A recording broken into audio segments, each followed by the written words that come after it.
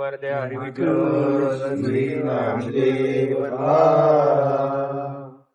संजय वाच एव मुक्ता ऋषिकेश गुडाकेश परंतप न योत्स इति गोविंदन मुक्त्वा तूष्णी बभूव.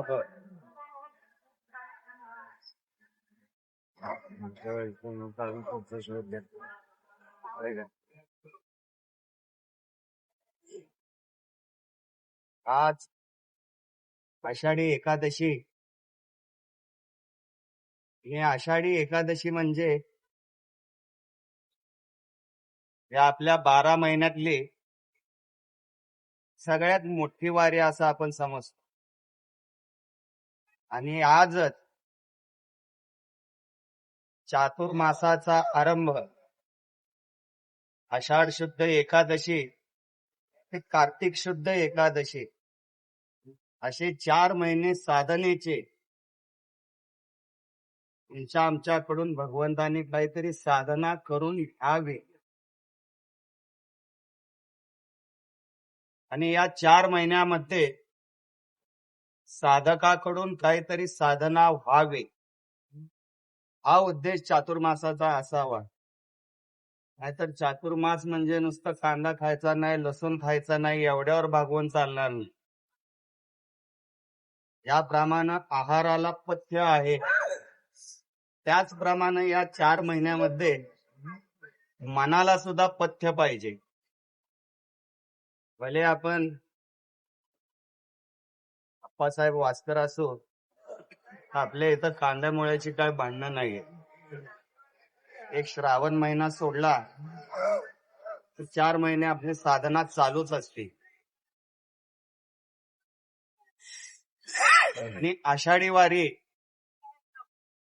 हे ज्ञानोबारायांना आपण बरोबर घेऊन आळंदीतून पंढरपूरला पांडुरंगरायाच्या भेटीसाठी 18 दिवस रस्त्यानं मार्गक्रमण करत. आणि या 18 दिवसामध्ये ज्याप्रमाणे फडावर सगळे कार्यक्रम होतात.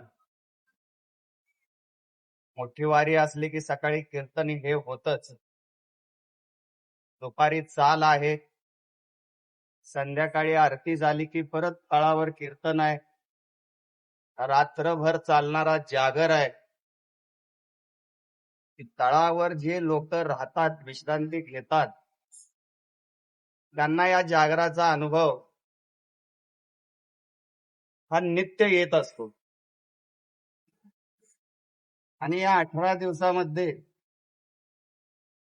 माऊलींनी आपल्याला बरोबर घेऊन पांडुरंगरायाच्या भेटीसाठी जे प्रस्थान ठेवलेलं असतं, ज्येष्ठ वद्य अष्टमीला त्याची सांगता काल आषाढ शुद्ध दशमी माऊलींना त्यांच्या घरातून आणून परत इथं पंढरपूरला स्थापन करायचं. आणि मग आपली दिंडी फडावर येते, फडावर आरती.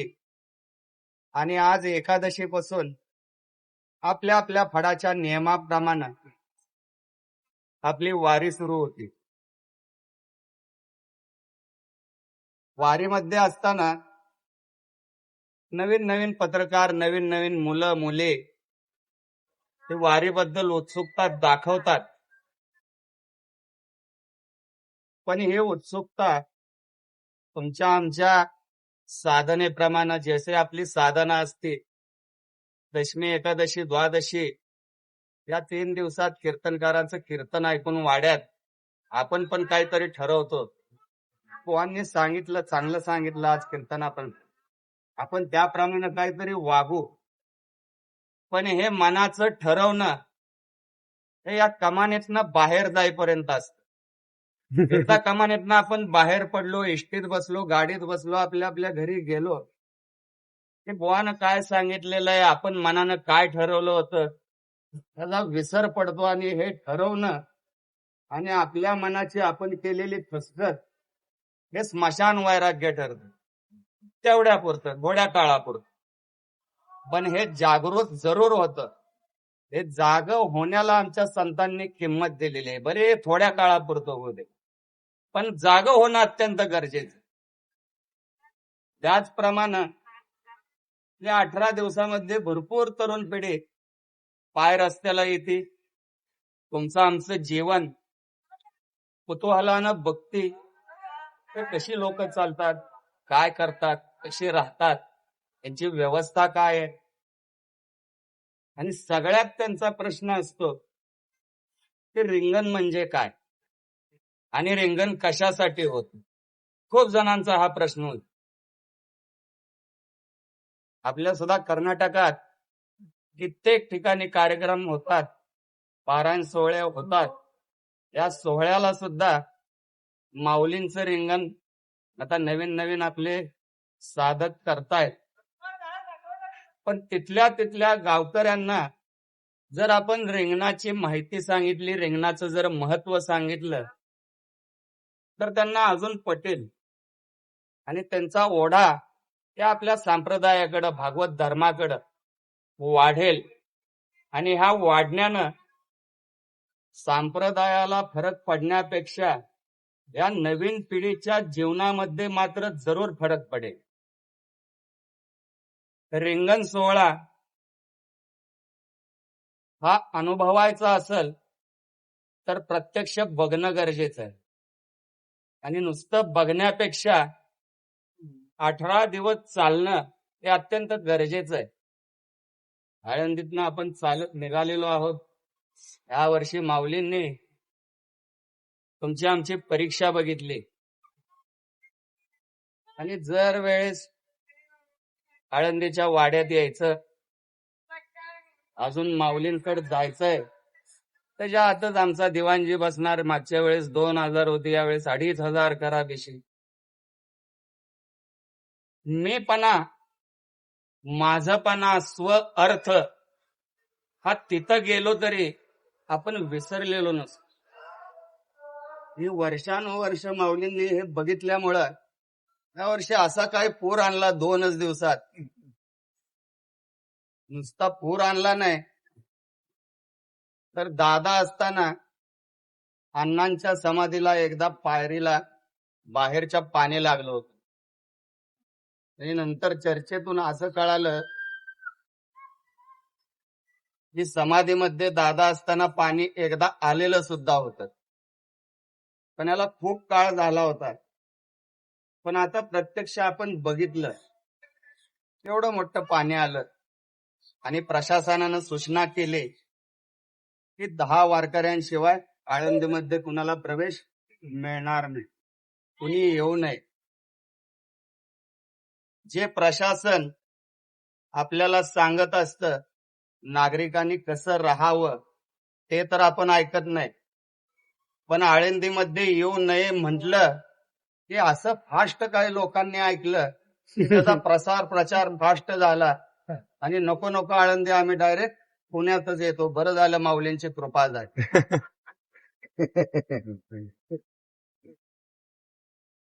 म्हणजे एका न्यायाधीशाकडे एक चोर आणि एक पोलीस, प्रत्येक 15 दिवसाला त्या पोलिसानं त्या चोराला पकडावं आणि न्यायाधीशासमोर उभा करावं.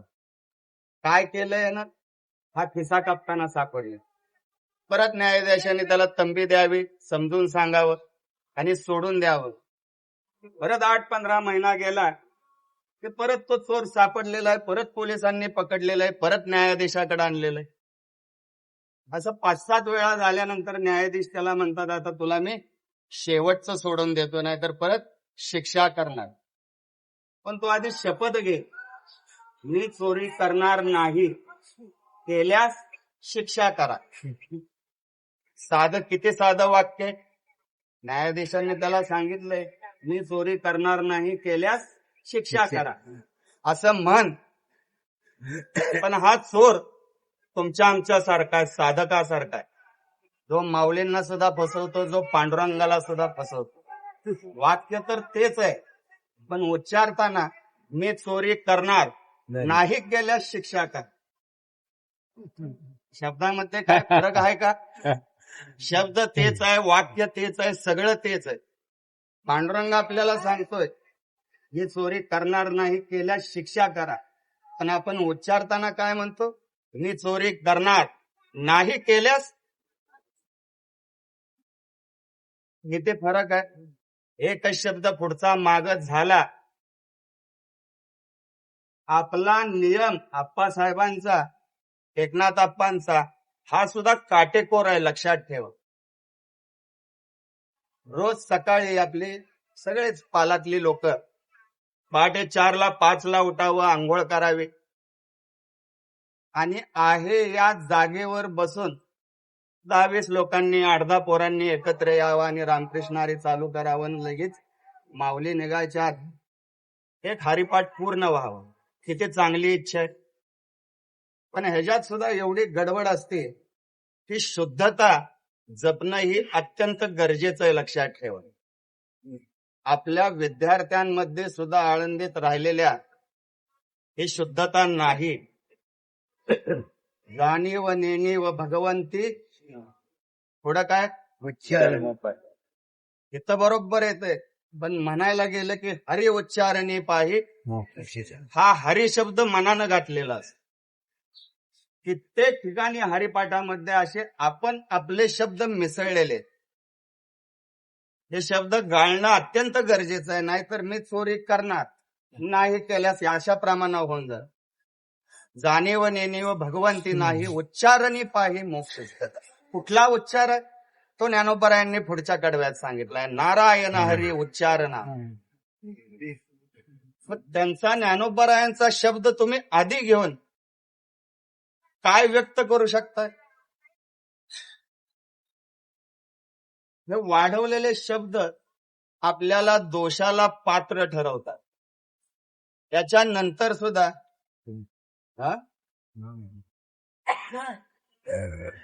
नाम हरी सार हा पाठ आहे. पण एक आपली दिंडी सोडली तर सगळीकडे पाठ हरी नाम सार आहे. म्हणजे नाही केल्यास एक एक शब्द तुमच्या आमच्या वडिलांनी जो आपल्याला दिलेला आहे तोच वापरणं, तोच मुखातून उच्चारणं हे अत्यंत गरजेचं आहे, लक्षात ठेवा. कारण तोच शब्द, त्याच शब्दाचा उच्चार करून ते ब्रह्मपदापर्यंत पोचलेले आहेत.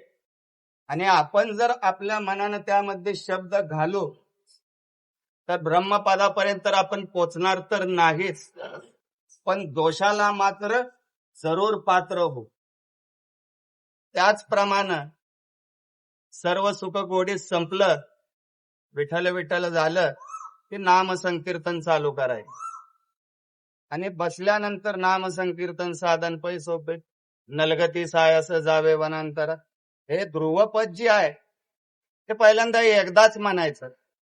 आईचं बैसोनी झालं की परत लगेच रामकृष्ण हरी उच्चार, ते झाले की लगेच याहुने अनेक, आणि ते झाले की तुका म्हणे सो. मग पहिले मधले 3 ध्रुव तुम्ही कुठं काढून टाकले? ध्रुवपद तर आढळ आहे. आढळ पदाला सुद्धा हलवणारे आपण इतके श्रेष्ठ झालो का सांग? ध्रुवपद हे म्हणलंच पाहिजे. किती तुमचा हरिपाठ बसून असू दे, उभारून असू दे, झोपल्यानंतर असू दे किंवा स्वप्नातला असू दे, ध्रुवपद म्हणणं अत्यंत गरजेचं आहे. कारण असोनी संसारी झालं, हरिमुखे म्हणा, हरिमुखे म्हणतो ना आपण. एक हरिपाठाचा अभंग झाले की मध्ये ध्रुवपद हरिमुखे हरिमुखे म्हणतो. मग ठाईचं बैसुनी झाल्यानंतर का म्हणत नाही ध्रुवपद? रामकृष्ण हरी विठ्ठल केशवा झाल्यानंतर का म्हणत नाही ध्रुवपद? हे म्हणणं गरजेचं आहे, लक्षात ठेवा. कारण टाळायची जर आपल्याला सवय लागली, गडबड आहे मला टाळायचंय, काढा ध्रुवपद, नको.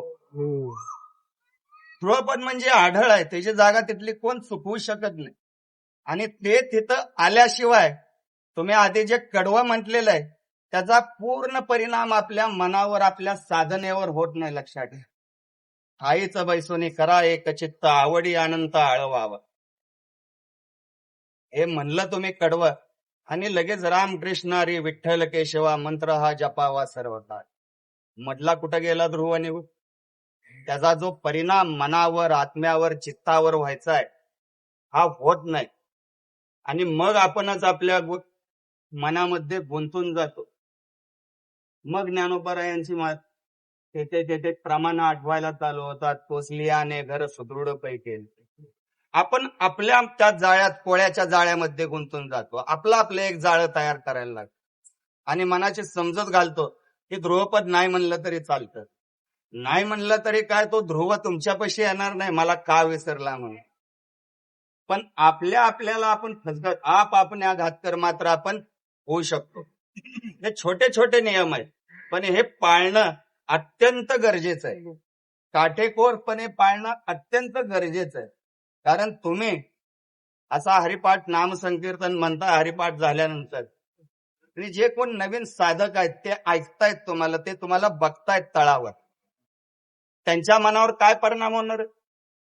हो, आम्ही ऐकलंय, बाप्पांच्या फडावरचं ऐकलंय हरिपाठ. आम्ही सकाळी 5ला म्हणत होते, अजून उजाडलं सुद्धा नव्हतं, आंघोळ करून सगळी मुलं बसली होती, त्यांच्याकडनं ऐकलंय. ते ठाईच बैसोनी झाले की लगेच रामकृष्ण हरी म्हणतात, रामकृष्ण हरी विठ्ठल केशवा झाले की लगेच याहून आणि नाही पैसा आदन म्हणतात. म्हणजे त्यांच्या मनाचा निश्चय दृढ होऊ शकतो. म्हणजे आपण आपली तर फसवणूक करतोय, पण नवीन एखादा जो आपल्या रस्त्यावर येणार आहे त्याला सुद्धा चुकीचा रस्ता दाखव. म्हणजे दोषाला आपण किती पात्र होतोय बघा आपल्या न कळत. आणि याच्यासाठी तुकोबाराय सांगून जातात, लागती चालता का गुण दोषांच्या ठेचा. तुम्ही आम्ही म्हणतोय कुठं आपल्याला गुण दोषांच्या ठेचा लागतात, कुठं आपण मी कुणाची मुंगी मारली, वाळल्या पाळ्यावर किती भरपूर म्हणत असतो, दुःख आलं, अपयश आलं, मी कुणाचं काहीच केलं नाही. पण हे जे छोटे छोटे गुणदोष आहेत हे आपल्याला पात्र ठरतात प्रायचित्तासाठी, पापासाठी, भगवंताचा क्रोध निर्माण होण्यासाठी. आळंदीतून निघालो, पुण्यात आल्यानंतर पुण्याहून परत सासवड, तिथून सोपान काकांचं प्रस्थान, सासवड, जेजुरी, वाल्हे आणि लोणंद केलं की पहिलं आपलं उभं रिंगण तिथं आपण करत असतो. या 7 दिवसामध्ये 8 दिवसामध्ये जे मोठे टप्पे आपले चाललेले आहेत, आपण आळंदी ते पुणे आणि पुणे ते सासवड, या 2 टप्प्यामध्येच आपण जवळजवळ 65 ते 70 किलोमीटरचं अंतर 2 दिवसात पार करतो. आळंदी ते पुणे 35 किलोमीटरचं एका दिवसात 30, आणि पुणे ते सासवड 30-32 किलोमीटर एका दिवसात.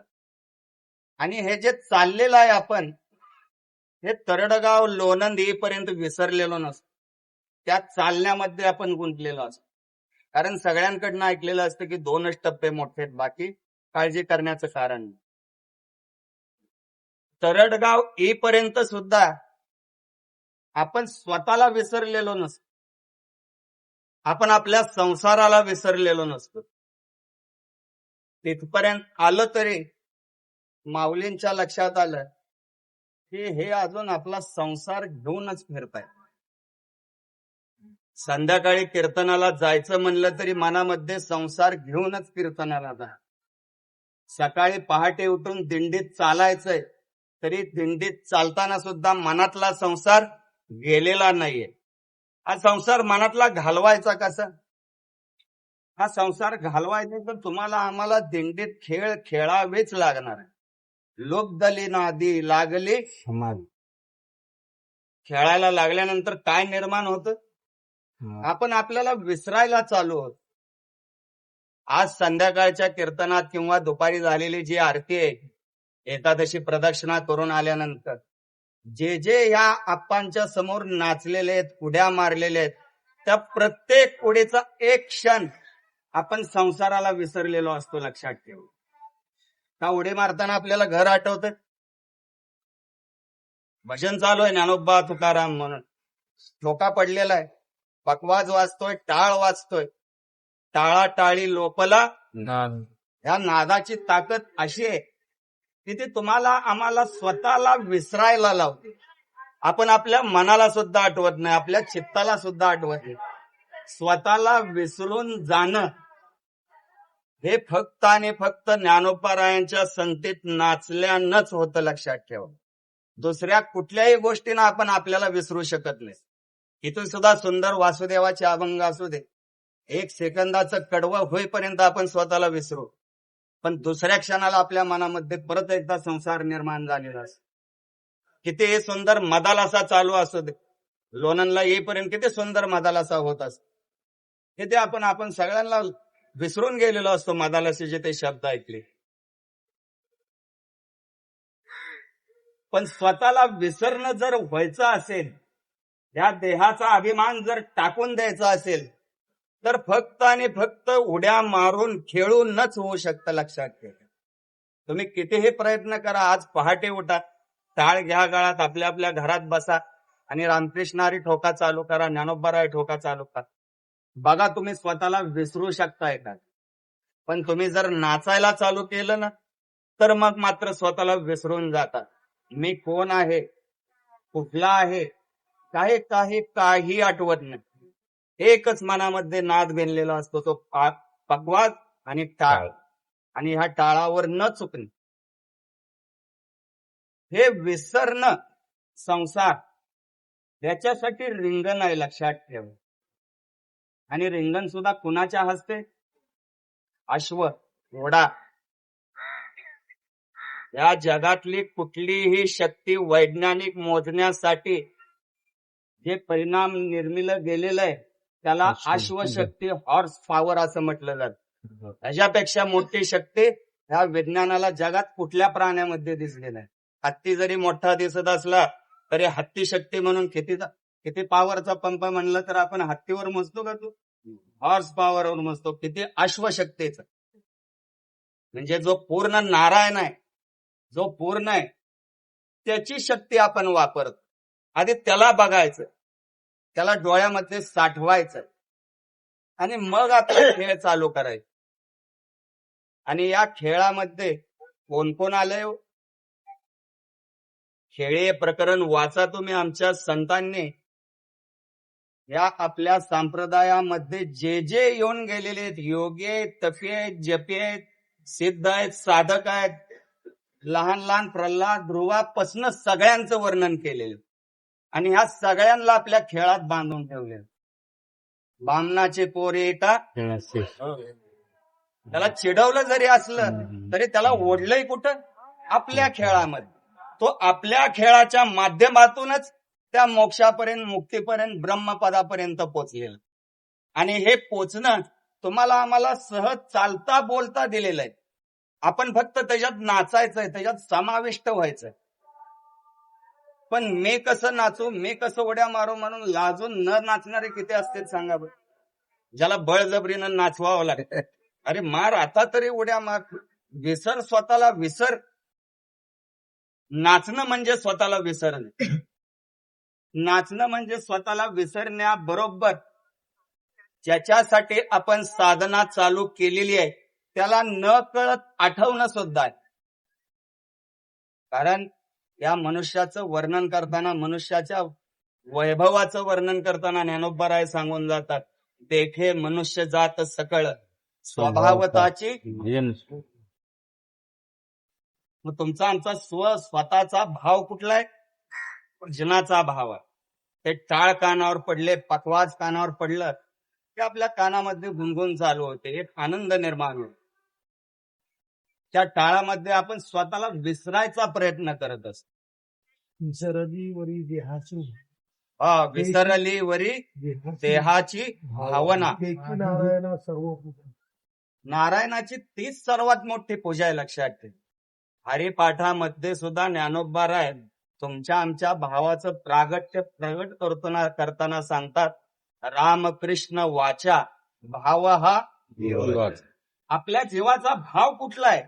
तर मुखामध्ये रामकृष्ण हरी शब्द येणं हे आपल्या जीवाचा भाव आहे. ज्याला आपण विसरून गेलेलो आहोत, त्याचं पुनरुज्जीवन करणं म्हणजे खेळ नाही. त्याचं पुनरुज्जीवन करणं म्हणजे आषाढी वारीची, पाय रस्त्याची वारी. त्याला परत जागृत करणं म्हणजे कार्तिकीचा सोहळा आहे. लक्षात ठेवा. हे नाचणं, रिंगण करणं म्हणजे लोक आपल्याला म्हणतील काय वारकरी वेडे झालेत, नाचायला लागले. हो, आम्ही वेडे झालेलो आहोत. संसाराला विसरल्यामुळं आम्हाला एवढा आनंद झालेला आहे की आम्ही वेडे होऊन गेलेलो आहोत. जो संसार कधीच कोणच कुठल्याही प्रकारे सोडू शकत नाही. सोडू शकताय? ज्ञानोबरायांनी पहिल्या कडव्यामध्ये पहिल्या अभंगामध्ये सांगितलंय असोनी संसार. त्यांनी नसोनी म्हणलं नाही, असोनी राहा, संसारातच राहा, पण जिवे वेगू काय. या जिवेला गपचूप बसू देऊ नको. कारण हे गपचूप बसले, एका जिबेनं कित्येक ठिकाणी भांडणं लावलेले सांगा बर. किती सुंदर महाल बांधलेला होता, इंद्रप्रस्थ त्याचं नाव. त्यासारखा महाल, त्यासारखं आतापर्यंत द्वापारापर्यंत कधी निर्माणच झालेलं नव्हतं. जिथं पाणी आहे म्हणून धोतर विजार वर करून जावं, तिथं तर जमीन लागत होती. आणि जिथं जमीन आहे म्हणून पाय टाकावा, तर ते पाणी वर्णन आहे महाभारतामध्ये. आणि असं पाय टाकणं चुकलं, पाण्यात पाय पडला, त्या हसून कोणतरी म्हणावं, आंधळ्याचं पोरग आंधळच. तिथं कुठलं शस्त्र वापरलं गेलं, तलवार वापरली गेलती, धनुष्य वापरलं गेलं, त्या कुठलं ब्रह्मास्त्र टाकलं होतं आमच्या द्रौपदीनं. पण शब्दाचा परिणाम केवढा झाला, कुठपर्यंत झाला, कुळाचा नाश होईपर्यंत झाला का नाही. आपल्याला तारणारं कोण आहे? आपली जीवाच आहे. आपल्याला मारणारी कोण आहे? आपली जीवाच आहे. लक्षात ठेव. ज्ञानोबराय सावधगिरीनं पहिल्या अभंगातच आपल्याला सांगून जातात, असो ने संसारी जिवे वेगो. त्याला दुसरं काय गप्पात लावू नको. त्याला दुसऱ्या गप्पात लावलं, भरपूर सांगायसारखं आहे अजून. दुसऱ्या गप्पात लावलं की काय काय काय काय होतं. पण हे सांगणं म्हणजे कुणाला तरी चिडवणं, आणि कुणाला तरी चिडवायचं हे व्यासपीठ नाही. हे चिडवायचं गादीवर या मग सांगतो कोण कोण काय काय म्हणलेलं आहे. ज्यांना आपण पहिले गुरु म्हणतो, शिष्य निर्माण करण्याची फॅक्टरी म्हणतो, नारदजी विषयी कोणतरी या जगात चांगलं म्हणतं का? पण या नारदजी इतके शिष्य या जगात कोणीच निर्माण केलेले नाहीत. लक्षात ठेव. नारदजी इतके उपकार तुमच्या आमच्यावर कुणाचेच नाही. कारण आपल्याला विना जो प्रसाद मिळालेला आहे, हा विना सुद्धा नारदजी पासूनच येत येत येत परत तुमच्या आमच्यापाशी विसावलेला. हा आता इथून कुठं जाणार नाही, त्यांना खात्री. शेवटचा दिला आपल्या घरात दिला, त्याच्यानंतर कुठं ऐकलंय का तुम्ही? 250-300 वर्ष झालं मल्लाप्पा अण्णांना जो विना प्रसाद मिळाला, त्याच्यानंतर अजून एकदा कुणाला तरी विना प्रसाद मिळालाय म्हणून? हे मिळणं तुम्हाला आम्हाला मिळणं शेवटचं आहे. याच्या पुढे कुणाला वाटायला काय देवापाशी आमच्या नारदांपाशी शिल्लक नाही, आमच्या संतांपाशी काय शिल्लक. जे होतं स्वतः जवळचं त्यांनी तुमच्या आमच्यापाशी देऊन टाक. आणि हा विना आम्हाला सुद्धा तुकोबा दादांना सुद्धा थोडा जड झाला. आणि तुकोबा दादांनी ठरवलं, हा विना माझी परीक्षा बघतो. हा विना कलियुगामध्ये माझ्या गळ्यात असणं म्हणजे प्रत्येक वेळेस भगवंताला त्रास देणं. म्हणून हा विना आम्ही साधकांकडे, जे वास्करांचे आहेत, ज्यांनी देवला येऊन कीर्तन परंपरा तुकोबारायांची स्वीकारलेली आहे, त्यांच्याच गळ्यात हा विना जात. त्यांनाच फडावर कीर्तनाची परवानगी मिळेल. आणि कीर्तनकाराला सांगणं असतं, देहूमध्ये पहिल्या लहानपणी कीर्तनाची परवानगी मिळाली की तो साधक असा काही आनंदात असतो की मी महिनावारी चुकणार नाही. पण हे कधी किती दिवस टिकतं स्मशान वैराग्य? मी चोरी करणार नाही केल्यास गाववाले तिकडे वाट बघायला लागतात. अरे विठ्ठल काय करतो तिथल्या महिना एकादशीला? तर जेऊरच्या शेजारी 2 किलोमीटर वर कीर्तन आहे, ये वाड्यातनं पळत. विठ्ठल दशमीलाच रात्री गेला, गेलेला आहे कित्येक वेळेस माझ्या देखत. त्याकडे काय बघ मला अजून सुद्धा उद्या जाईल. हे कशाचं प्रमाण आहे? मी चोरी करणार नाही केल्यास. किती खोडकर आहे ही जीभ सांगा. आपल्या घातकर कोण आहे? आपला घात देव करतोय, संत करतोय का आपण आपण करून घेतोय? चोपदारानं सांगावं, मी 5 वर्ष चालतोय दादा, 4 वर्ष आळंदीची वारी झाली, 4 आषाढीच्या झालीत, मला काठी द्या. दादांनी सांगावं, काठी देतो तुला चोपदारकीची, पण महिनावारी चुकता कामा नये. काठी मिळलं की मार्गशीर्ष पौष माघापर्यंत हे लयतलंय. माघ झाला ते आजूबाजूचे सप्ते याला बोलवत असतात. हा. अरे वास्कराचा चौकदार इथं कोणच नाही, तू आला तर लय बरा होईल. कोल्हापूरकरांना सांगावं आमच्या इथं कोणच नाही, द्यावं त्या रंगाला, द्यावं त्या रंगाला. रंगाला देताना तर तो पांढरा शुभ्र असतो, पण रंगाला एकदा काटे दिले की तो पांढऱ्याचा म्हणावं लागतंय का काळा म्हणून, आपोआप काळा होऊन जातो. तो काळा रंग होऊन जातो, पांढरा रंग नाही. आमचा पांडुरंग जो आहे तो अनादी कालापासून, त्यात कधी फरक नाही. त्यानं शरीर काळं घेतलेलं आहे, पण चरित्र्यामध्ये अजिबात फरक पडले नाही. साध्या साध्या सोप्या सोप्या गोष्टींना शेलेकऱ्या, कित्येक शेलेकरी आहेत सांगा. सांगावं चौकदाराने, सांगावं कीर्तनकारांनी, सांगावं वळीत चाल, वळीत चाल. पण याचा पाठा झालेला असतो, त्याला वाटत असतं माझं पाठ आहे म्हणून, मी शेलेकरी व्हायच्या लायकीचा झालेलो आहे. तर कीर्तनकारांनी सांगावं मालक याचा पाठा चांगला, याला शेलेकरी चालू द्या बाहेर. मोठ्यांदा म्हणतोय, पाठीमाग लोक म्हणते. हा शेलेकरी झाला की याला स्वप्न पडायला चालू होतं. आता कीर्तनकार, मला कीर्तनाची परवानगी नाही मिळलं तर मी जातो ह्या कीर्तनकाराकडे, त्या फाडावर जातो. आता तर नवीन पद्धत आली आमच्या करमाळा तालुक्यात, शिवकीर्तन. शिवकीर्तन नवीनच. आपल्या वारकऱ्याचे पोरं गेलेत, बाप्पा दादांची माझी माळ असलेली पोरं शिवकीर्तन करते.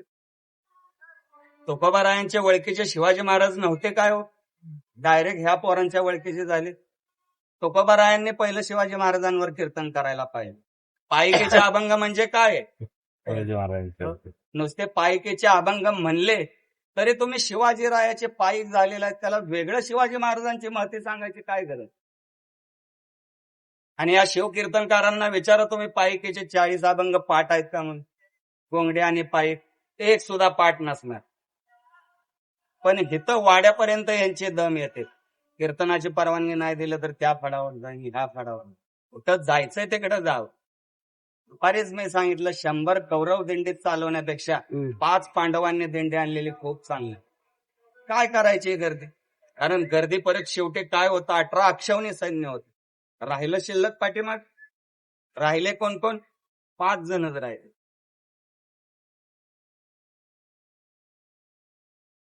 दिंडीला सुद्धा तसंच आहे. साधे नियम बाप्पांनी दादांनी घालून दिलेले. तुम्ही ज्या गावातून निघताय, पंढरपुरात पोहोचताय, ज्या घरात ज्या रात्री थांबताय, त्यांची इच्छा आहे की माझ्या दारात दिंडी थांबली, मी दिंडीला काहीतरी खाऊ घालेल. चांगला विचार आहे. आपण सुद्धा त्यांची सेवा घेतली पाहिजे, या मताचेच आम्ही आहोत. पण त्याला एकदा विचारात, अरे तुझ्या गळ्यात माळ आहे का, तुझ्या गळ्यात माळ असेल तर आम्ही तुझ्या घरात खातो, नसल तर आत्ता माळ घाल, आम्ही तुझ्या इथं जेवण, नसल तर संकल्प सोड, आम्ही आत्ता खातो पण तुमच्याबरोबर पंढरपूरला येतो आणि मग माळ. किती पर्याय आपण त्याला देऊ शकतो. पण आपण काय विचार करत नाही, लगेच सांगूच की ह्या वस्तीवर आपली सोय होती बरं का दिंडीची, मालक सगळ्याची व्यवस्था करायला तयार आहे, पाणी आहे, राहायला आहे, झोपायला आहे. अरे सगळं आहे, पण त्या गळ्यात माळ आहे का नाही तुम्ही बघा. कारण कुणाचं खावं, जेणे विठ्ठल मात्रा घ्यावी त्याने पथ्य सांभाळा. तुम्ही आम्ही विठ्ठल मात्रा घेतली म्हणल्यावर आपण पथ्य सांभाळणं, नियम सांभाळणं अत्यंत गरजेचं आहे. दादांनी बाप्पांनी आपल्याला वेगळं काय सांगितलेलं नाही. नियम न तोडणं म्हणजे नियमात राहणे. ज्ञानोबा रायांनी हरिपाठामध्ये आपल्याला सुंदर प्रश्न विचारलेला आहे. प्रत्येक अभंग झाला की ते ज्ञानोबा राय आपल्याला प्रश्न विचारतात. पुण्याची गणना, हा प्रश्न आहे का उत्तर आहे सांगा बरं. हा प्रश्न आहे. कोण करेन, ज्ञानोबा राय म्हणते पुण्याची गणना कोण करते, काय ते पुण्याची गणना, कुणाला करता येईल पुण्याची गणना. कारण पुण्याच्या बाबतीत सांगितलंय, निमिषार्ध सत्संगती वास वैकुंठ कल्पांत. एक निमिषाची जर तुम्हाला सत्संगती झाली, 1 सेकंदापेक्षा सुद्धा कमी वेळाची जर सत्संगत झाली, तर भगवान सांगतायत की तुमचा वास वैकुंठामध्ये कल्पाच्या अंतापर्यंत राहतो. मग आयुष्यभर जर सत्संग केला तर आपण किती वैकुंठात राहू, याचे मोजमाप करता येत आहे का, याचं मोजमाप करता येत नाही. पुण्याची गणना कोण करे, पुण्याची गणना करता येत नाही. पण याचा दुसरा अर्थ असा आहे की पापाची गणना जरूर करता येईल. वाल्याला आपण थांबतो, मुक्काम करतो, किती रांजण भरून वाल्याचं पाप झालं होतं, म्हणजे पापाची गणती होती. 1 रांजण भरून पाप झालं, 2 रांजण भरून पाप झालं, तसं पुण्य झालं म्हणू शकतो का? पुण्याची गणना कोण करे? पुण्याची गणना करता येते. आणि आजच्या युगामध्ये पाप न करणं म्हणजेच पुण्य केल्यासारखं आहे, लक्षात ठेव. पुण्य करणं अवघड नाहीये. कुणाला तरी तुम्ही पाणी पाजता, पुण्य केले. कुणाला तरी भुकेल्याला खाऊ घाला, तुम्ही पुण्य केले. पुण्य करायला वेगळं काय करावं लागत नाही, पण पाप न करण्यासाठी मात्र भरपूर काय काय करावं लागतं. पाप टाळण्यासाठी मात्र भरपूर काय काय करावं. सगळ्यात जास्त पाप मनुष्य नजरेनं करत असते. त्यानंतर सगळ्यात जास्त पाप मनुष्य मनानं करत असते. आणि त्याच्यानंतर शरीरानं करत असते. शरीरानं पाप केलं तर तुमच्यासाठी कायदा आहे. चोरी केली, बलात्कार केला, दरोडा टाकला, त्यासाठी सरकार आहे, शिक्षा आहे, त्याचं प्राविधान आहे. पण मनानं पाप केल्यानंतर काय? नजरेनं पाप केल्यानंतर त्याला काय? ते आपल्या वहीत शिल्लक पडले. पुण्याची गणना करता येत नाही, पण पाप टाळणं हे अत्यंत कठीण आहे. अत्यंत म्हणजे अत्यंत कठीण आहे. सगळ्यात मोठं काम कुठलं असेल तर पाप टाळणं आहे, लक्षात ठेव. आणि हे टाळणं फक्त आणि फक्त या पंढरपूरच्या 3 दिवसाच्या वारीतच होऊ शकतं. ज्ञानोबारायांच्या संगतीत 18 दिवसातच होऊ शकतं. ज्ञानोबारायांनी हरिपाठामध्ये आपल्याला 4 युगाचं सार काढून दिलेलं आहे, की आता तुम्हाला वेगळं काय करण्याची गरज नाही. चहुवेदी जाण याचा अर्थच ती आहे की आज आपल्याला एवढा वेळ आहे का सांगा बरं, वेदाचा अभ्यास करण्याचा वेळ आहे आपल्याला? 4 वेदांचा, 6 शास्त्रांचा, 18 पुराणाचा अभ्यास करण्याचा वेळ आहे? किती सोपं ज्ञानोबारायांनी करून ठेवले. त्याचं सार सांगितलेलं आहे. चहुवेदी जाण, साई शास्त्री कारण, 18 पुराणे. मी हरीशी गाताना कसं गाताय, कसं हरीला आळवायचंय, कसं हरीला आठवायचंय, ज्ञानोबाराय पुढच्या कडव्यात सांगून जातात. मंथोनी नवनीता कैसे घे. तुला बघायचा आहे ना, तो त्या आनंदात समाविष्ट व्हायचंय ना, ब्रह्मपदापर्यंत चालता बोलता खेळता तुला पोचायचंय ना, तर काय करायचंय? मंथोनी नव, आपल्या आपल्या मनाचं मंथन कर. तो तुझा विचार कर, आप आपणे आघात कर, शत्रू झालो मी दान. कोण विचार करतं आपल्या मनाचा? पण आमचे संत विचार करतात. काय नाटातला अभंग काय मनाचा? काय काय करीतो या परी नायिके नारायण, करू नये त्याची करी. तिथं दिंडीत चालतोय, टाळ वाजतायत, पण खिशात फोन वाजला घरचा की करू नये त्याची करी. हो, चांगला टाळ वाजवत होता, मस्त भजन म्हणत होता, पण एक नवीन लेकरू खिशात आणून ठेवले. ते कधी रडल काय सांगतायत. आणि हे जर रडणं आपल्या हितासाठी नाही आहे, लक्षात ठेव. हा, नेवो पतना, हे आपल्याला पतनाला नेणार आहे, पापाकडे नेणार आहे. एक तर भजने विक्षेप ते आम्हा मरण. भजनामध्ये एक क्षणाचा सुद्धा विक्षेप येणं म्हणजे तुकोबाराय म्हणतात माझ्यासाठी मरण आहे. नामाचे विनमुख तो नर, ज्यानं मुखामध्ये नाम रामकृष्ण हरीकडे पाठ फिरवलेले, ज्ञानोबाराय म्हणतात तो पापी आहे माझ्याकडे, दुसरा कोण पापी नाही. किती सोपी व्याख्या ज्ञानोबारायांनी करून सांगितली. म्हणजे ज्ञानोबारायांच्या दृष्टीतनं जे रामकृष्ण हरी म्हणतायत, जे ज्ञानोबा तुकाराम म्हणतायत, हे पुण्यवानच आहेत, लक्षात ठेवा. तुम्हाला आम्हाला पुण्यवान होण्यासाठी शिक्का मारायची गरज नाही. ज्याप्रमाणे आता दिंडीत शिक्के आलेत बघा, पाठीवर जॅकेट घालायचं आणि मालक म्हणून लिहायचं पाठीवर, सोहळ्याचे मालक. तो मालक आहे तर तुला लिहावं काय लागतंय रे? आहे ना तो मालक, मग काय लिहावं लागतं? मी चोरी करणार, जीभ आपल्याला दुसरीकडे घेऊन जात असते. नामासे विनमुख तो नर पापी. आणि ही विनमुखता आपल्याकडनं कधीच घडू नये, थोडी साधी सोपी आमच्या ज्ञानोबारायांची इच्छा आहे तुमच्या आमच्या साधकांकडे. यासाठी त्यांनी आपल्याला कित्येक उदाहरणं दिलेली, गोपींची उदाहरणं दिली. उठवणी प्रातःकाळी गवळण घुसळण घुसळ, गाती कृष्णाचे पवाडे हृदयी पदोपदे. प्रत्येक क्षणाला हृदयामध्ये ती श्रीकृष्णालाच आठवतात. भले स्वतःच्या घरामध्ये ती ताक घुसळण घुसळ, स्वतःच्या घरामध्ये झाडून काढते, स्वतःच्या घरामध्ये सारवते, रांगोळी करते, तरी सुद्धा मनामध्ये काय चालू आहे त्याच्या? कृष्ण कृष्ण कृष्ण. त्या बाळकृष्णाचं स्वरूप आठवायचं. बरं, एवढं उदाहरण देऊन थांबले का? वासुदेवाचं रूप घेऊन आले. काही पहाटे नामदेवराय आपल्याला काकड्याला उठवतात. अरे उठा, जागे वाऱ्या, आता तरी जागे स्मरण करा पंढरीनं. तो जागेवर बसून स्मरण करायचंय, फक्त नुसतं स्मरायचंय. भावे चरणी ठेवा माथा. काय फायदा मिळेल तुम्हाला? चुकवा व्यथा जन्माच्या. अनेक जन्माच्या व्यथा चुकवण्याचं साधन तुमच्या आमच्या हातात दिले. करतळी आवळे आपल्याला बघायला मिळतोय तो, आपण त्याच्याकडे बघतोय.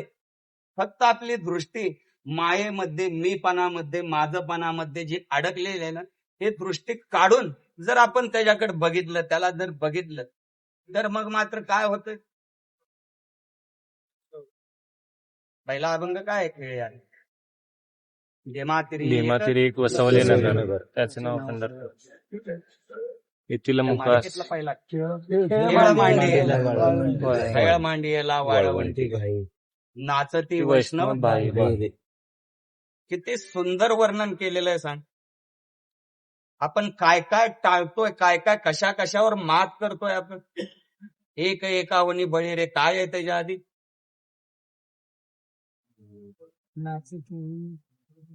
नाचते आनंद कल्लोळ पवित्रे गाणे नामावळी, काळावरी घातली सास, एक एकावनी बळी रे.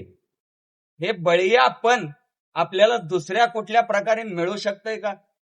बळीयाचे बळवंत होण्याचं साधन दुसऱ्या कुठल्या साधनामधनं आपल्याला प्राप्त होतंय का? आमच्या संतांनी गोपींना विचारला, तुमचा अनुभव कसा आहे? तुम्ही या बाळकृष्णाला कशा प्रकारे प्राप्त करून घेतलं? की हा जो कुणाला सापडत नाही त्याला तुम्ही खेळवताय, मांडीवर बसवताय, त्याबरोबर खेळताय, त्याच्यावर रुसताय, त्याच्यावर रागवताय, त्याला प्रेमानं खाऊ घालताय. कशाच्या जीवावर? गोपी सांगून जातात, अरे आम्ही भरपूर कष्ट घेतले, नाना साधनाच्या केल्या पटापटा, परी त्यान पावती याची या दारवंटा, जाणो जाता जाणीव घाली. तीर्थयात्रेला गेलो तरी काम क्रोध येतो का नाही? अयोध्येत गेलो तरी 1,500 तलवार निघली होती का नव्हती? सांग. हो, कसे रुसून बसले होते. हो, परीक्षा होती ती रामाची. हो, येता आले तरी कुणाकुणाच्या मनात रावण अजून शिल्लक आहे बघू. हो, दादांनी पेरलं मग ते राण्याच्या मनात. गाड रे अजून एक 1500चं बघू काय काय होत. कुणाकुणाचा रावण, इंद्रजित, मेघनाद अजून खवळून बाहेर येते. कोण कोण गर्जना करते बघून. भरपूर जणांचा मेघनाद असा खवळून बाहेर आलो. म्हणजे आम्ही लहानपणी ऐकायचं की काशी यात्रेला जर जायचं म्हटलं जुन्या काळात, चारोधाम यात्रेला जर जुन्या काळात जायचं म्हटलं तर आधी आपल्या घराला, झोपडीला आग लावायची, ते झोपडी पेटवून द्यायची आणि मग काशी यात्रेला जायचं.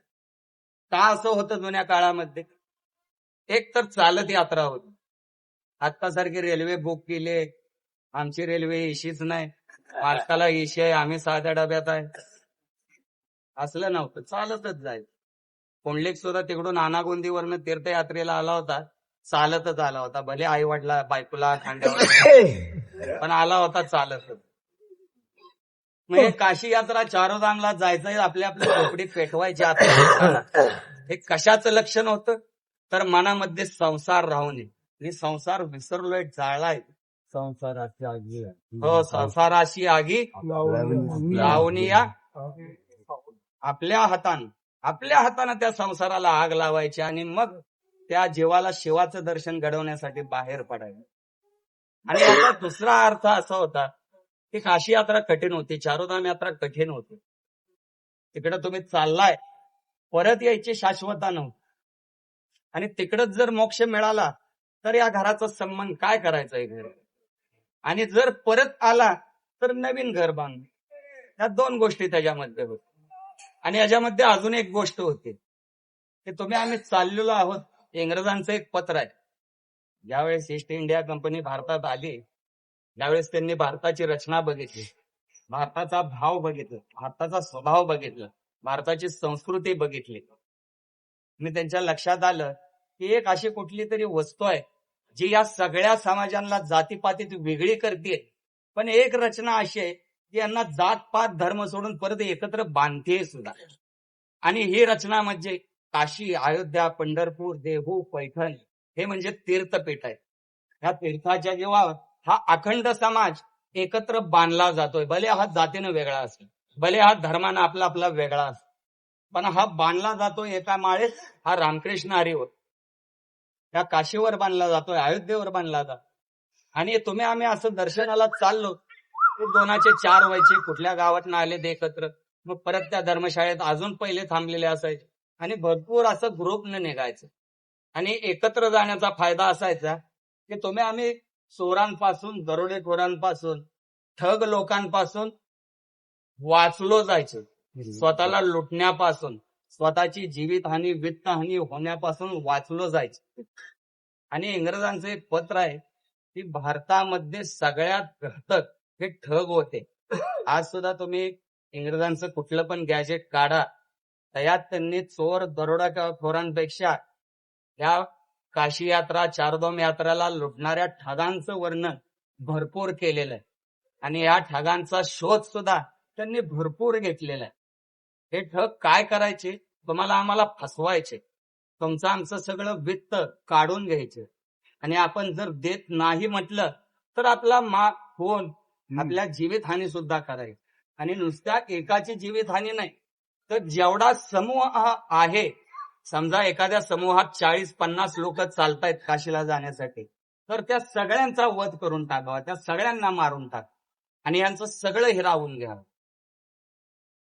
त्याचप्रमाणे अयोध्येत झालं का नाही सांगा? हा ठग कुठतरी जिवंत आहे का नाही सांगा? 1500 रुपयाचा ठग परत तिथं उगवला होता का नव्हता? अयोध्येत हे उगवणं अत्यंत गरजेचं आहे, लक्षात ठेवा. मगाशी मी सांगितलं, ज्ञानोबा राय म्हणतात, पुण्याची गणना कोण करी, याचा अर्थ पापाची गणना होऊ शकते. पुण्याची गणना कोण करी याचा अर्थ पुण्य करणं सोपं आहे, पण पाप टाळणं हे अत्यंत कठीण आहे. पापाला टाळणं हे अत्यंत कठीण. कुठं जरी गेला, मनात इथं या जागेवर जरी बसलेला असला तरी मनाचं चिंतन पापाच्या दृष्टीनं कधी चालू होईल हे सांगता येत नाही.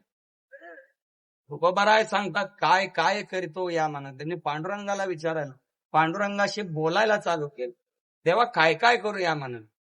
माझं मन माझं ऐकत नाही, नेओ पतना आदरील, माझा घात मांडलाय माझ्या मनात.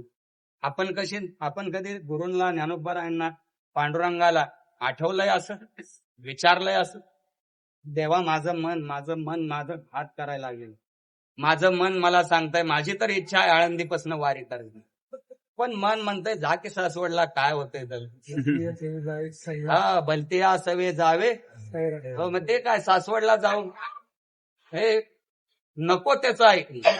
नेऊ पतना, आपलं पतन करणारं आपलं मन आहे. आणि याच्यातून आपलं सावरणं व्हावं, हे सावरण्याची जाणीव व्हावी म्हणून हे रिंगण सोहळे लक्षात ठेवा. उभं रिंगण सोहळा, गोल रिंगण सोहळा हे कशासाठी? हे आपलं सावध होण्यासाठी, या मनावर आपला अंकुश लावण्यासाठी. आणि हा अंकुश लावणं आपल्याकडनं व्हावं. बघा, तुम्ही आज एवढं सांगितलंय का नाही, उद्या द्वादशी सोडले की पळून जाणारे किती. आज किती जणांनी फोन केलाय सांगा, उद्या घरी येतोय. किती जणांनी, कित्येक जणांनी सांगितलंय का नाही, उद्या गावात हाय बरं का. अरे तू नाही गावात गेला तर काय तुझा पुतळा बसवणार आहे? पंढरपुरात ज्याला मोक्ष मिळाला, चांगला होता बिचारा, यायला पाहिजे होता, हा गाव दुसरा काढणार आहे, आक्रोश करणार आहे. उलट गाव म्हणणार आहे बरं झालं तिकडं नेला, तिकडं आला नाही ते सुद्धा बरं, तोंड दिसलं नाही ते सुद्धा बरं झालं. पण आपणच त्या गावाला, आपल्या घराला, आपल्या संसाराला असं काय कवळून ठेवलंय, पंढरपुरात आलो तरी त्याला विसरायचं नाही, भजनात उभारलो तरी त्याला विसरायचं नाही, कीर्तनात उभारलोय तरी त्याला विसरायचं नाही. बघू बरं थांबा, प्रत्येकाने इथं बसलेल्या निश्चय करा, गोपाळ काला केल्याशिवाय पंढरपूरला जाणार. आमचा आरळगुंडीचा तातोबा तर कित्येक वेळा दादा असताना म्हणलाय, आत्ता परत मला म्हण रिटायर झाले की 6 महिने मालक मी तुमच्याबरोबर कार्यक्रमाला फिरले. येऊ देतो पंढरपूरला पांडुरंग. संत वर्णन करून जातात, भिकेची आवडी तया नावडे पंढरी. ज्याला भीक मागत हिंडायची सवय आहे ना, त्याला पंढरपूरला पांडुरंग येऊ दे, त्याला पंढरी आवडत नाही. लक्षात, भिकेची आवडी तया नावडे पंढरी. मग हे नावडणं काय होतं? एकादशीला चिगूरच्या शेजारीच कीर्तन आहे, जावंच लागतं, नाहीतर गाव जाईल नाही. अरे गाव गेलं दुसऱ्या फडावर गेलं, मेलं बोंबल, तुला काय करायचं? तुझं बघ. तो कीर्तनकार झालाय, प्रवचनकार झालाय, शेलेकरी झालाय, आधी स्वतःचा उद्धार करून गेले. तुकोबारायांनी आधी स्वतः आचरण केलं, मग आपल्याला ज्ञानो आधी केले, मग आम्ही केलेच नाही, मात्र नुसते सांगतच सुटलं. आणि हे सांगत सुटणं कुठपर्यंत आहे? हे थांबायलाच तयार नाही. सांगत सुट केलं तर काहीच नाही, पण सांगणं मात्र भरपूर. ज्ञानोबारायांनी आधी केलं, नुसतं एक जन्म केलं का ज्ञानोबारायांनी? बाळ छंदो 22 जन्माचा अभ्यास आहे ज्ञानोबा. समाधी साधली किती वेळा ज्ञानोबारायांनी आळंदीत समाधी घेतली? 108 वेळा. अष्टोत्तरशे साधली समाधी, अष्टोत्तरशे वेळा साधली समाधी. 108 वेळा ज्ञानोबारायांनी तिथं समाधी घेतली. मग हे आपल्याला 9,000 ओव्या रुपये धन दिले. हे 9,000 रुपये ओव्याचं धन दिलं, एवढे अभंग दिले, वासुदेव दिले, गवळणी दिल्या, काय काय दिलं नाही, मदाला सा दिलं, तरी ज्ञानोबारायांना चैन पडल, झोप येईना. मला अजून काहीतरी द्यायचं, अजून सोपं काहीतरी करून सांगाय. मग त्यांनी तुमच्या आमच्यासाठी असोने संसार जुबे. अरे तू राहणार आहेस ना संसार, राहा संसारात. मी आग्रह करत नाही, मी संन्यास घेतला म्हणून तू घेऊ नको, पण तुझा संन्यास टाळायची ताकद माझ्यामध्ये. त्यांनी आधी आचरण केलं, आपली सगळी तपश्चर्या आपल्यासाठी पणाला लावली, हरिपाठामध्ये झोकून दिली. 22 जन्माची तपश्चर्या, 108 वेळा समाधी घेतल्याची तपश्चर्या या हरिपाठामध्ये झोकून दिली. आणि मग मुखातून शब्द निघले, देवाची तेने मुक्तीचारी. देवाच्या दारात तर 24 तास बामण उभारतोय, त्याला मिळाली का हो मुक्ती? पहिली मुक्ती कोणाला मिळायला पाहिजे? पुजाऱ्याला मिळायला पाहिजे का नको? कारण देव सकाळी उठल्यापासून संध्याकाळपर्यंत पुजारीच आहेत. पण हे थांबणं कशा प्रकारे पाहिजे? हे थांबणं मनाद्वारे पाहिजे. कायिक, वाचिक, मानसिक तिन्ही प्रकारे देवाची या द्वारी उभा पाहिजे. मनानं सुद्धा पाहिजे, शरीरानं सुद्धा पाहिजे, वाचेनं सुद्धा पाहिजे. आपण वाचेनं अभंग म्हणतोय, पण मनानं आहेत का हो त्या अभंगापाशी? आपण वाचेनं चालतो, शरीरानं चालतोय आपण दिंडी, पण मनानं चालतोय का हो दिंडी? मनानं लक्ष गेलेलं असतं, कधी फेका येतो. जेवणाचा ट्रक पोचला असेल का नसेल? काय आज सकाळी नुसतं भात पिठलंच केलं होतं, दुसरं काहीच नव्हतं. रात्री आता काय मालक खाऊ घालतील कुणाला माहित. सगळ्याकडनं गोळा तर भरपूर केलं. एखाद्यानं 2-5 हजार द्यावं आणि विचारावं, आमचे दिलेल्याचं कधी देताय तुम्ही? म्हणजे किती आपण स्वतःमध्ये अडकलेलो आहोत, लक्षात ठेव. आणि हे तुम्हाला सांगणं माझं काम आहे, कारण आमचा उद्योगच ते आहे. लक्षात ठेवा, कीर्तन परंपरा तुमच्या ताब्यात दिल्यापासून आम्हाला तुकोबा दादांनी दुसरं काही काम लावलेलं. आणि ज्यांनी भांडून परत कीर्तन परंपरा मला स्वप्नात मिळेल म्हणून सांगितलं, त्यांचा आज काय धिंगाणा चालू आहे हे सुद्धा तुम्हाला माहिती. कोणाचं उन्हा धुणं आम्हाला काढायची गरज नाही, पण प्रत्यक्ष डोळ्यानं काय दिसतंय सगळ्यांच्या समोर आहे. हे तुकोबा दादांच्या आज्ञेत राहिले असते, किती सुखात राहिले असते. तुकोबा दादांची आज्ञा मोडणं हे म्हणजे महापाप आहे. लक्षात, ह्याच्या इतकं मोठं पाप दुसऱ्या जगात कुठलं नाही. गुरूंना फसवणं ह्याच्या इतकं मोठं पाप कुठलं नाही. पंचमहापातकी, विश्वास कुठले कुठले पंचमहापातक? गुरु हत्या म्हणजे काय?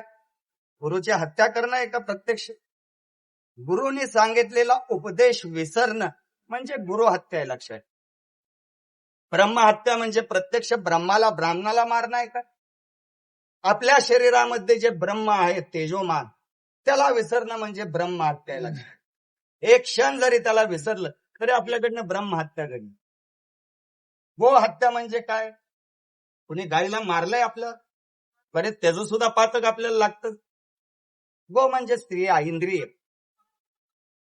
आपल्या इंद्रियावर आपलं ताबा नसणे म्हणजे गो हत्येचं पातक लागतं. आपल्या मनावर जर आपला ताबा नसेल, आपल्या शरीरावर जर आपला ताबा नसेल, आपले पाय चालतायत, इच्छा व्यक्त करतायत, मला आळंदीला जायचं, आळंदीपासून ज्ञानोबारायांना घेऊन येते, पण मन जर ऐकत नसेल तर हे गो हत्याचं पातक आपल्याला. गो म्हणजे इंद्रिय. काय सांगितले शास्त्रांनी? गो म्हणजे इंद्रिय सांगितले. किती कीर्तनकार सांगतात हो गो म्हणजे इंद्रिय, पण तुम्ही गो हत्या करताय. कीर्तनात खोलीत बसलेलो आहोत, रामकृष्ण हरी कीर्तन भजन चालू झालेलं आहे, पण इकडं इंद्रियांनी न येणं म्हणजे गो हत्येचं पातकच लागणं. स्वतःच्या हृदयातल्या ब्रह्माला विसरणं म्हणजे ब्रह्म हत्येचं पातक लागणं. गुरूंनी दिलेला उपदेश रामकृष्ण हरी विठ्ठल केशव मंत्र हा जपावा, रामकृष्ण विष्णू हरी गोविंद या नामाचे ज्ञानोबरायांनी त्या पुढे सांगितलं. रामकृष्ण गोविंद वाचेशी सद्गत ते नाम सोपेरी रामकृष्ण गोविंद. हे विसरणं म्हणजे गुरु हत्येचं पातक लागणं. का कुणी गुरुला मारलंय? आहे कोण गुरुला मारलेला? कोण आहे तुमच्या बघण्यात? जे हा गेला आणि स्वतःच्या गुरुचा वध केलाय, त्याला एकट्यालाच गुरु हत्येचं पातक नाही? तसं नाही. शब्दाचे अर्थ खोल आहेत, लक्षात ठेवा. शब्द हा बहुफार उपकाराच्या राशी. वासुदेवामध्ये सांगितलेलं आहे. पांगळा पांगळा प्रकरणात, पांगळा पांगळा प्रकरणात सांगितले. हो, हा शब्द थोडा दिसत असला तरी हा उपकाराच्या राशी. याला लहान शब्द नाही. शब्द हे ब्रह्म आहे. ह्या ब्रह्माला शब्दांना विसरणं म्हणजे ब्रह्म हत्या, लक्षात. आणि ह्या सगळ्याची जाणीव आपल्याला करून देणार म्हणजे हे उभं रिंगण आहे, गोल रिंगण आहे, लक्षात घ्या. हे रिंगण दिसायला सोपं असलं तरी 1.5 तास झाला आपण या रिंगणावरच बोलतो आहोत. जोबदार हाताची घडी प्रार्थना करायला लागलेले. या रिंगणाचा विचार राहिलेला द्वादशी त्रयोदशी पौर्णिमेपर्यंत आपण करू. ज्यांना ज्यांना गो हत्येचं पातक टाळायचंय त्यांनी इथं राहावं. ज्यांना ज्यांना ब्रह्महत्येचं पातक टाळायचंय, गुरु हत्येचं पातक टाळायचंय, त्यांनी पौर्णिमेपर्यंत राहावं. जे म्हणतायत मला पातक लागावं, आजच निघून जावं, काय हरकत नाही. आणि ह्याच्यापासून तुम्हाला टाळणं, संसारापासून 4 दिवस का होईना दूर ठेवणं हे आमचं कर्तव्य आहे. हे आम्ही कर्तव्य करू, तुम्हाला सांगू. पौर्णिमेपर्यंत थांबा, झालेली सेवा पूर्ण. कुंडली